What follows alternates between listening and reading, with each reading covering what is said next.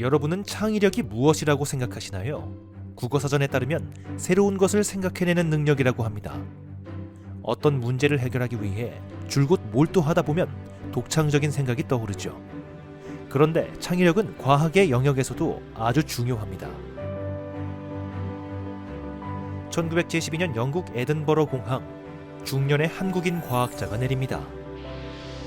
그의 품에서는 생쥐의 난자가 배양되고 있었죠. 거기에 생쥐의 난자를 집어넣어요. 그래서 키우거든요. 그리고 이제 현미경으로 관찰도 그러는데 이걸 가지고 옮기기가 굉장히 어려워요. 그 자체가 굉장히 이런 연구의 제한사항이죠. 그런데 그는 아무도 생각하지 못한 기상천외한 방법을 개발했습니다. 이렇게 미세한 유리관을 뽑아가지고요. 그 한쪽을 오일 같은 걸 넣으면 딱 막히고 그 가운데다가 미디어를 넣고 그 아주 미세 파이펫을 뽑아서 난자를 그 속에다 넣고 양쪽을 딱 오일로 막아놓으면 가운데가 이렇게 진공이고 해서 이게 흔들리지가 않잖아요. 그것을 조스 메소드, 조의 방법이라고 한때는 유명했답니다.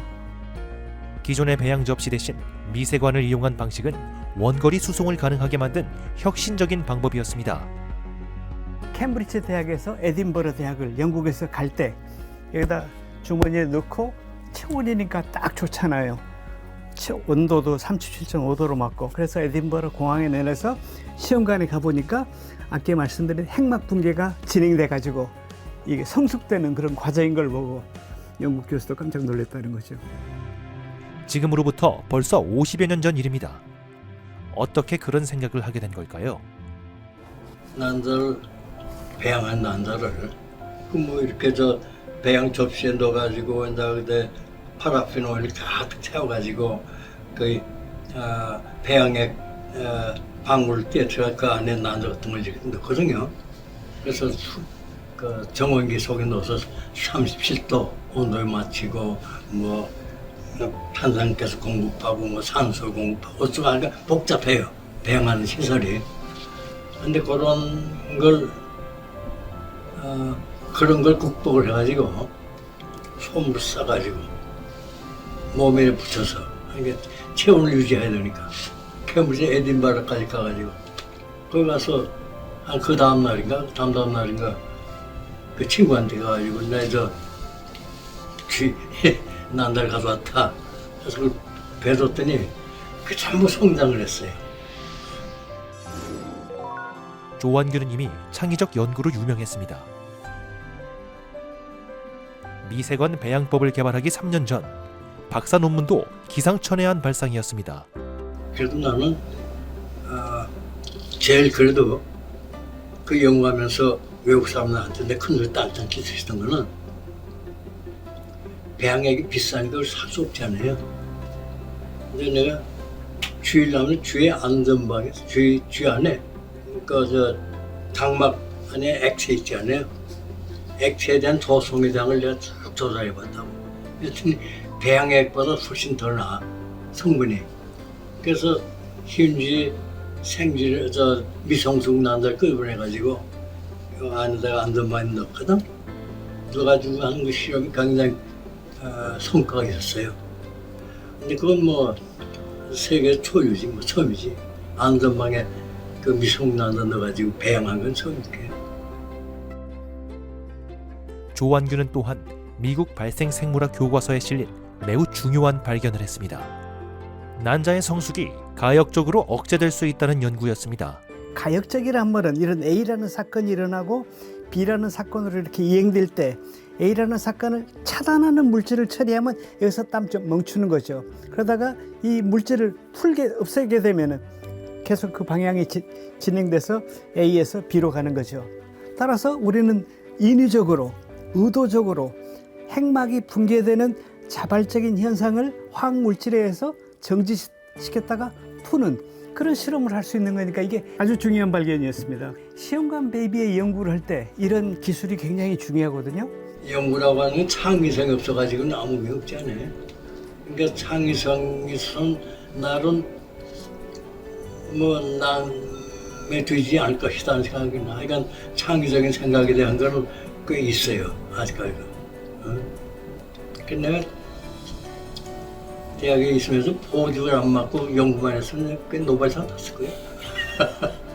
중간에 보직을만 동연히 연구를 못하게 돼서 중간 아깝게 됐어. 90대의 나이에도 창의성을 놓지 않고 있는 조완규. 대학 보직을 마느라 연구를 계속할 수 없었지만 그는 노벨상보다 가치 있는 일을 해냅니다. 바로 국제 백신 연구소를 한국에 유치한 일입니다. 국제 백신 연구소는 저개발국 어린이들을 콜레라, 결핵, 말라리아 등으로부터 보호하는 백신을 개발하기 위해 설립된 기구입니다. 중국, 베트남, 태국 등 6개국과 유치 경합을 벌인 끝에 1994년 우리나라가 본부를 유치하는 데 성공합니다. 그 중심에 조완규 국제백신연구소 유치위원장이 있었습니다. 국제백신연구소에서 만들어지는 백신이라고 하는 생명과학의 최종 산물이거든. 그래서 유치하면 우리나라의 생명과학이 크게 발전할 것이다. 김영삼 대통령 그 말씀드렸지. 대통령께서 그동안 우리 여러 나라 도움을 받아서 이만큼 성장을 했으면 이제 은혜 갚으면 될 거 아니냐. 그래서 우리나라에서 유치를 하자. 보통 우리가 제약산업에서 일종의 백신 같은 블록버스터 약물을 만드는 데는 10년에 1조가 걸린다고, 1조가 소요된다고 많이들 얘기를 합니다.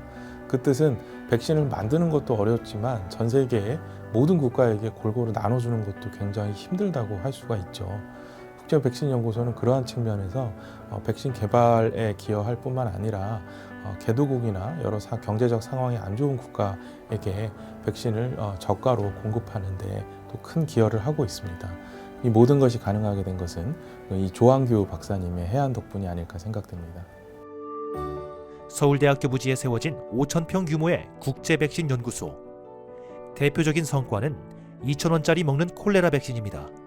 이곳에서 만든 백신들은 매일 1만 6천 명이 생명을 잃고 있는 개발도상국 어린이들에게 큰 희망의 빛이 되고 있습니다.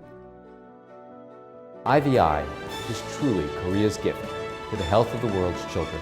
나름 그 연구소를 이렇게 유치하고 난 뒤에 그 성과를 보면서 참 보람을 느낄 거예요. 뿌듯하고. 창의적인 연구로 세계를 놀라게 하고 국제백신연구소를 유치해 한국의 생명공학 발전과 국제사회 공헌을 가져온 조완규. 우리의 위대한 오늘을 만든 과학기술 유공자입니다.